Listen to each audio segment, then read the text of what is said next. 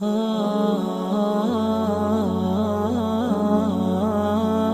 چاہیے کہ ہم اپنے اللہ کو راضی کر لیں، اللہ تعالی ہمارے لیے خیر کے فیصلے فرما دیں گے۔ اللہ تعالیٰ ارشاد فرماتے ہیں واللہ اعلم باعدائکم، اللہ جانتا ہے تمہارے دشمنوں کو، تم نہیں جانتے، تمہارے دوست بنے ہوئے ہوتے ہیں، اندر سے تمہارے دشمن ہو سکتے ہیں، تمہیں نہیں پتا۔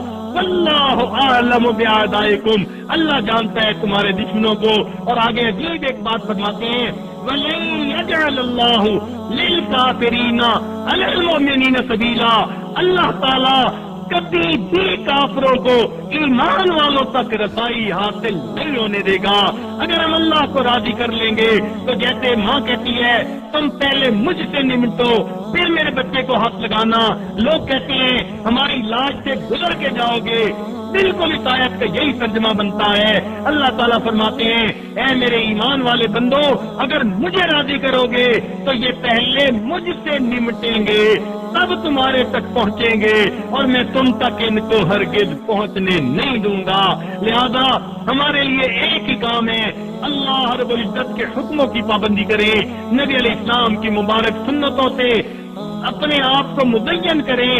ہر کام اللہ کے حکم کے مطابق جب کریں گے، سنت کے مطابق جب کریں گے، اللہ تعالیٰ ہم سے راضی ہو جائیں گے، پھر اللہ تعالیٰ ہمارے لیے عزتوں کے فیصلے کریں گے۔ یہ ایک ایسا نقطہ ہے اگر ہمیں سمجھ میں آ گیا تو ہم دنیا میں کبھی ذلت نہیں پا سکتے، ہمیشہ عزتوں کی زندگیاں ہمیں ملیں گی۔